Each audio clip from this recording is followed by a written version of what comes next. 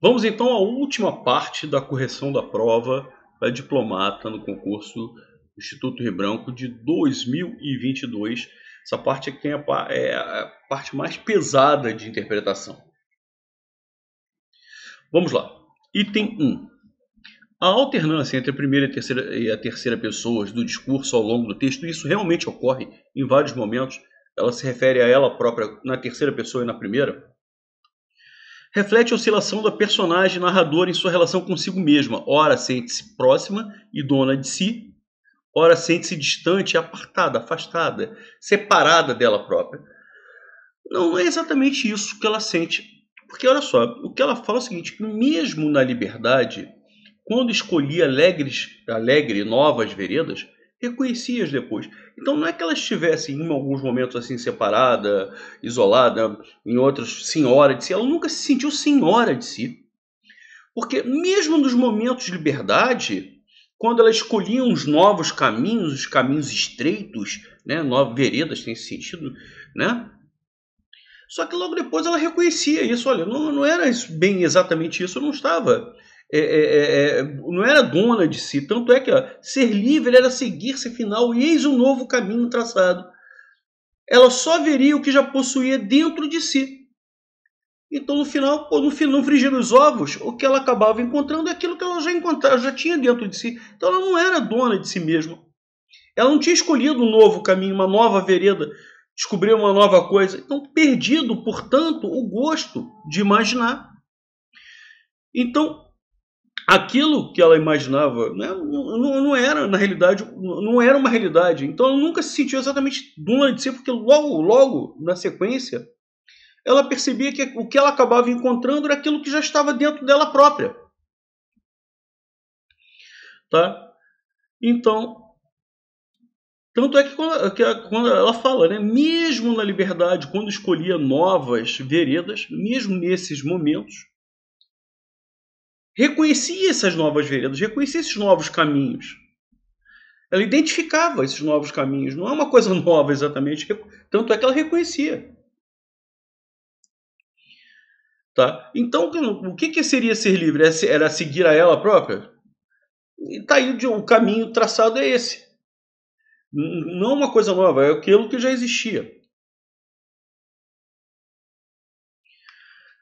Item 2. Quem sou? Bem, isso já é demais. Fica explícito o temperamento reservado da personagem e sua reticência em se expor. Realmente, que ela tem reticência em se expor, isso fica claro. Tá? Mas daí a dizer que o personagem, que é um temperamento reservado da personagem, o texto não diz isso. Em momento algum. Tá? Tanto é que ela tem realmente reticência em se expor. Mas qual o motivo da reticência? O motivo é bem interessante, ela fala isso aqui. Tá?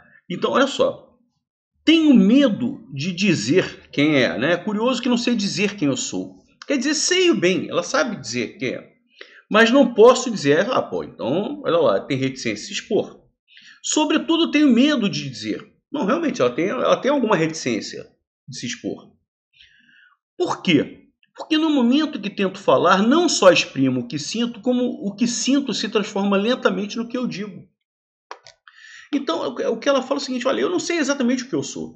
Aquilo que eu digo ser, eu acabo sentindo aquilo. Primeiro eu digo a coisa, e depois eu assumo aquilo como se fosse algo meu. Como se fosse da minha personalidade. Se eu digo que eu estou triste, eu acabo sentindo aquilo que eu acabei de dizer. Né? Tanto é, olha a sequência. Ou pelo menos o que me faz agir não é o que eu sinto, mas o que eu digo. Primeiro eu digo. E depois e aquilo que eu digo é o que me faz agir. Eu sinto que eu sou, e a impressão está alojada na parte alta do cérebro, nos lábios, na língua principalmente. Ou seja, na realidade o que eu sinto é o que eu falo. Então, o que eu falo é o que se eu falo que eu vou sentir tristeza, eu vou acabar sentindo tristeza. Não o caminho inverso. Então, por isso é que ela tem medo de dizer. Entendeu? Por isso que ela tem medo de se expor. Então, saber quem ela é, de saber o que ela está sentindo.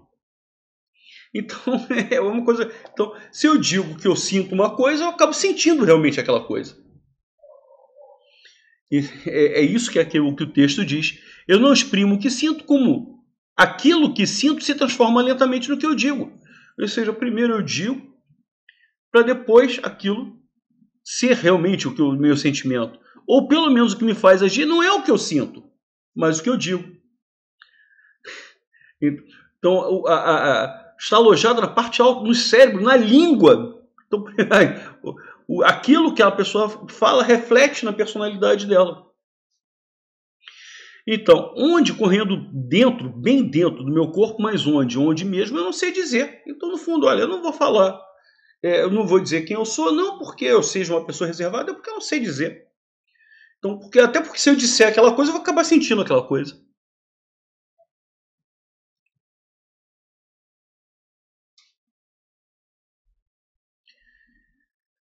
Três. No texto, a personagem é descrita como uma pessoa que tem olhos brilhantes, essa força e essa fraqueza, batidas desordenadas no coração.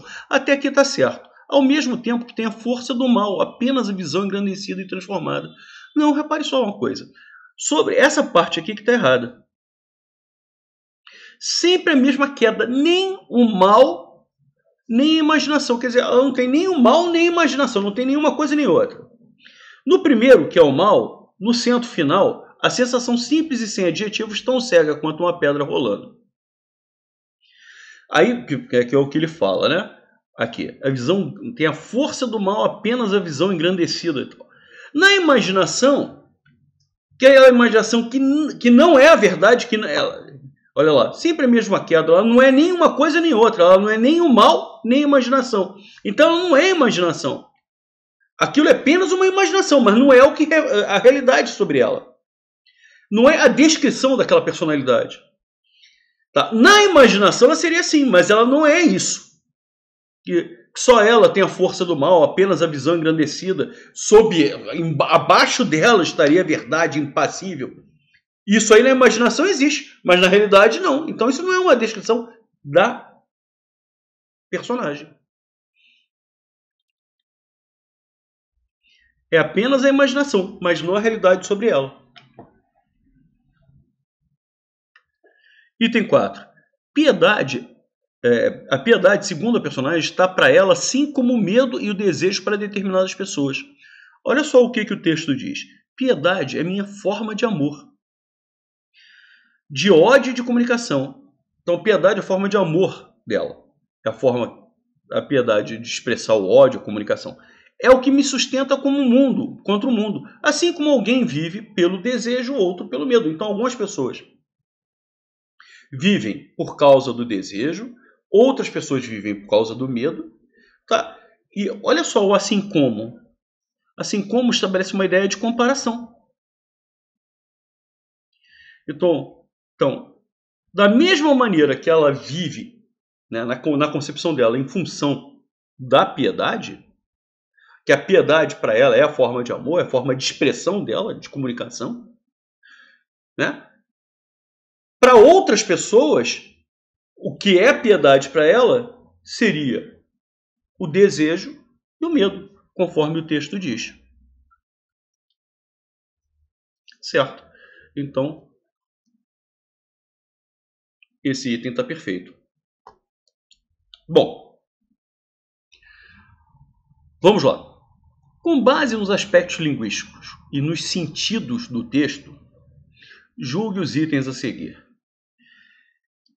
A frase no primeiro, no centro final, a sensação simples e sem adjetivos tão cega quanto uma pedra rolando. Tá? Olha lá, uma pedra que rola, beleza. A sensação simples.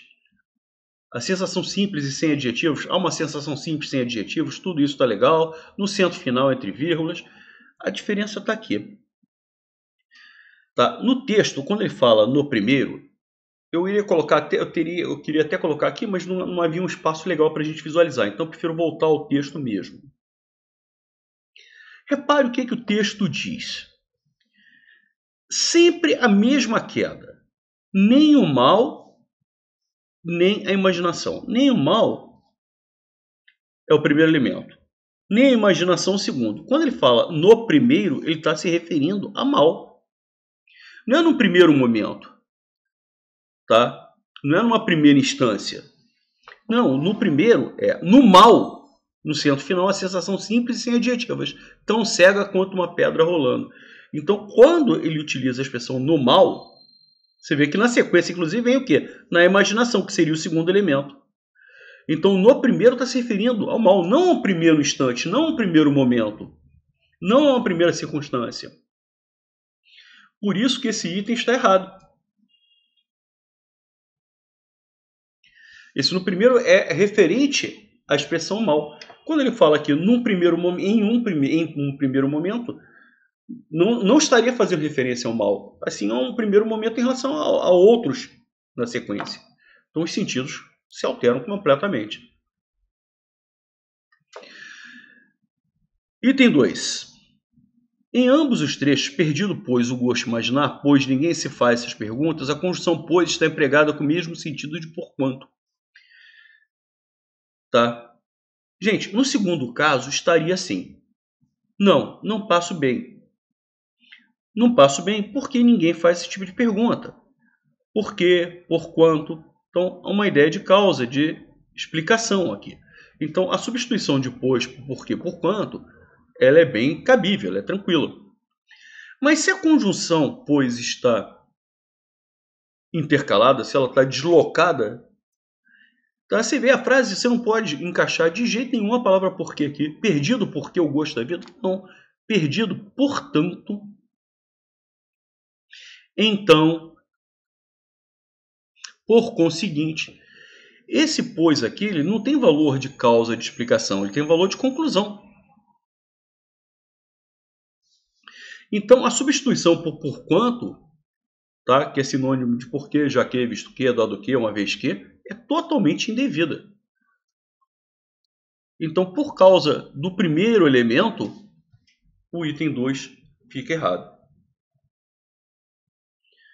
Item 3. A substituição de porquê por porquê separado por porquê junto prejudica a correção do texto. Lógico que prejudica. Isso aqui é uma interrogativa indireta. Você consegue substituir o porquê por porquê motivo, porquê razão. Mas isso não explica porquê razão.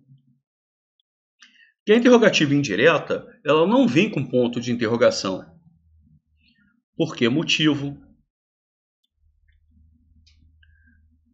Tá? Como não vem com ponto de interrogação, o cara fala, esse porquê então teria que ser junto. Não. Nas interrogativas, sempre que você substitui o porquê por porquê motivo, porquê razão, esse porquê tem que ser separado. Tá? Isso ocorre tanto nas interrogativas diretas, né, são aqueles casos que vêm com ponto de interrogação. Por que João não veio? Por que motivo João não veio? Ponto de interrogação, porquê separado. Mas tanto faz.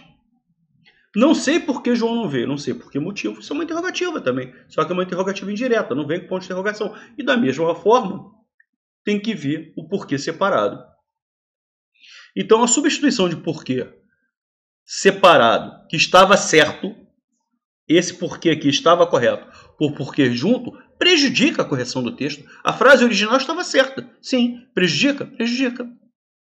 O comentário está certo. Porque se você substituir um pelo outro, você vai gerar uma falha gramatical. Você vai gerar prejuízo à correção gramatical. Tá? É uma interrogativa, sim. É uma interrogativa indireta. Realmente inexiste relação de causalidade. Não. Legal? Maravilha. Bom, vamos lá. Para a gente concluir, segundo a narradora, escolher novas veredas representa o sentido máximo da liberdade. A autora diz exatamente o oposto. Não existe um sentido máximo da liberdade. Tanto é que quando ele diz, até mesmo na liberdade, quando escolhia novas veredas, eu identificava depois. No frigir dos ovos, você vê, primeiro que veredas significa caminhos estreitos, apertados. E logo depois a pessoa reconhecia, não, no fundo eu estava fazendo o caminho que eu sempre fiz. Tanto é, no final ele falou assim, olha, ser livre é, no final, seguir a si próprio. tá? Então ela não veria outras coisas, ela só veria o que já via dentro de si. Então você não consegue o sentido máximo da liberdade, você acaba tendo um limite, tanto é que ela só veria, olha a ideia de restrição, ela só veria aquilo, não veria tudo, ela só veria o que já possuía dentro de si. Então até mesmo, inclusive, olha a ideia de concessão, até mesmo na liberdade, incluindo a liberdade, quando você escolhe um novo caminho, você logo depois você identifica, olha, isso aí eu já fiz, eu não estou fazendo uma nova coisa, então você não tem uma liberdade total, você acaba restrito. E no final, a restrição fica muito evidente, porque o que a pessoa acaba vendo é só aquilo que já existia dentro dela própria. Por isso, o comentário é errado. Você não consegue atingir o sentido máximo da liberdade. Maravilha, galera. Com essa questãozinha, então, nós encerramos a correção da prova para diplomata, concurso de 2022. Valeu, galera. Um grande abraço para todos e até a próxima.